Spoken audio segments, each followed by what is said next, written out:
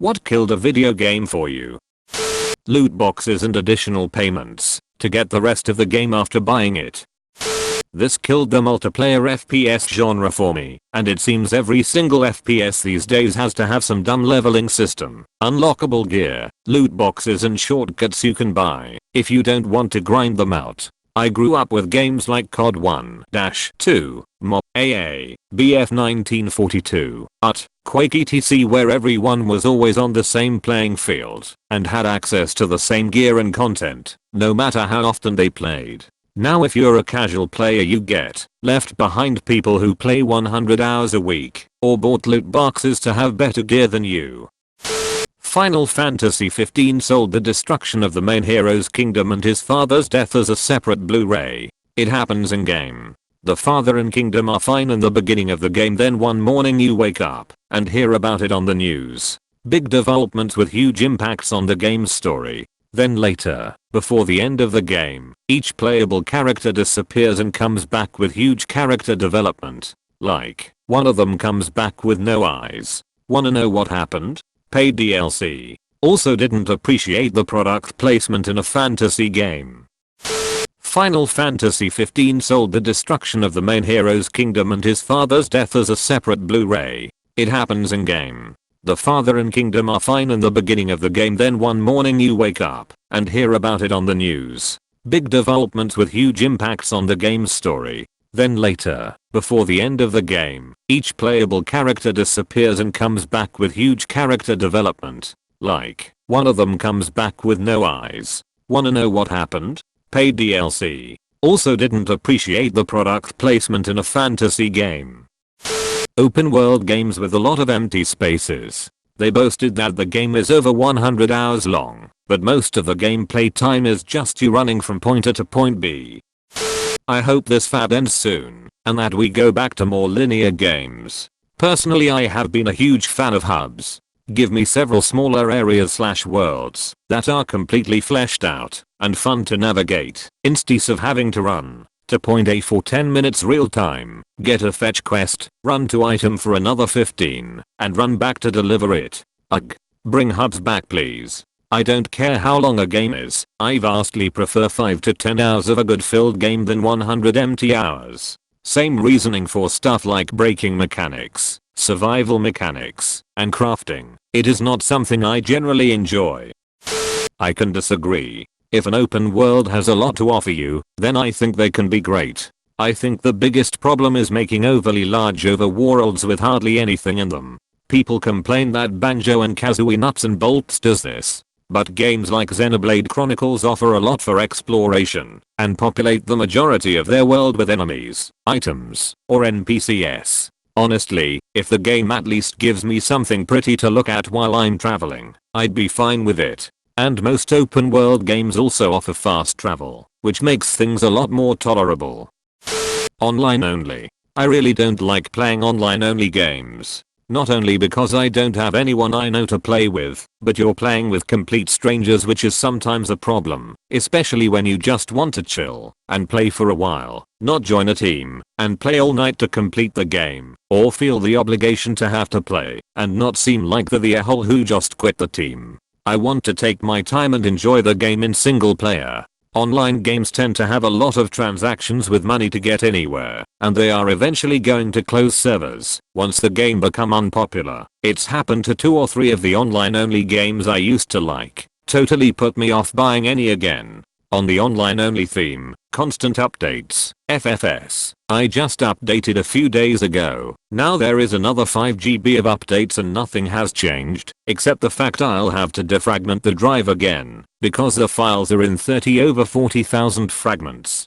Game breaking bugs really put me off some games. I'll play them and then stop for months or years sometimes, because developers either never patch the game, or I find a fix from someone who had the same issue. Edit.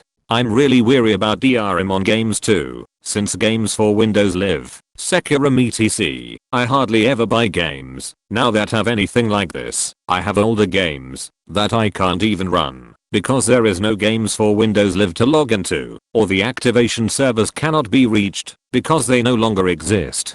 I know DRM usually isn't a problem for most people. They have parameters now that no one is going to reach, not like 5 installs, and that is it. But are these servers going to be around in 5 years? 10 years? Doubt it. I'm not putting money into games that I might want to play again in the future and I can't. Neverwinter Nights 2. There was a persistent world server I played on all the time. Made a lot of internet friends there, had some really epic DM run events, and many good memories. Then the server's admin went through some sort of personal life crisis and everything stagnated. We lost like 90% of the player base. Eventually the admin came back just long enough to give the server files to someone else, and after a week of downtime, the server came back up under new management. There was a glimmer of hope, but unfortunately the new management turned out to be massively incompetent, and by the time I was brought as a co-admin to try and save things, it was too far gone. Even the most loyal players jumped ship, and the server shut down for the last time in I think 2011. I still had all the server files, but lacked the means at the time to have an always-on server with bandwidth sufficient to support an active player base, and for all intents and purposes my PC had become that world's tomb. I booted the world up and logged in via localhost a few times just to wander around and reminisce, but without active players, it was just a graveyard of memories, and the story mode just didn't hold any appeal to me anymore. And that was that.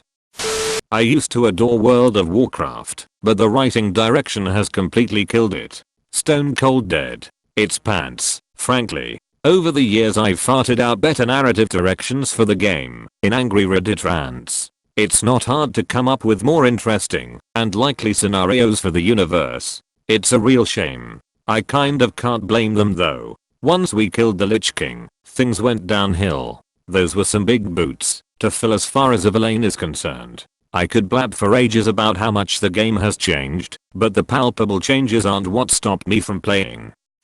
When you see the underlying code or design of a game, it breaks all immersion and ruins the experience. Now, if you are paying attention at all, you cannot avoid this. You will notice how the gameplay operates, how random encounters trigger, how things work. But when you notice the major design of the gameplay loop, then it can kill the game.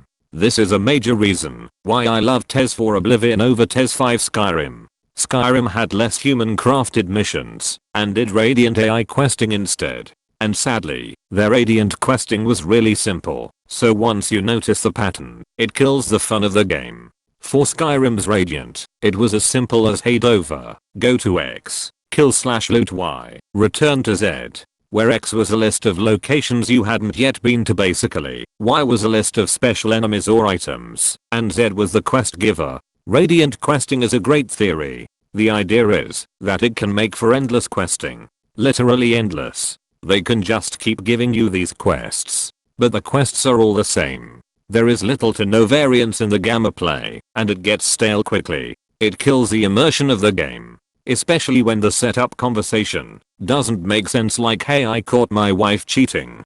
Go to Forbidden Cavern, grab these enchanted boots. Give them to me. That will solve my problems. Huh. Why didn't that quest have me tell the wife to get evidence, or beat up/kill a cheater, or something relevant at all? I think Fallout 4, made after Skyrim, had better Radiant questing, with a bit more variance, but it was still that formula. Eventually, in the coming decades, we'll have AI that is more complex and closer to true AI, and in that case, Radiant questing will be amazing, because it will mean endless content, but with the quality that seems like a human really designed it fully.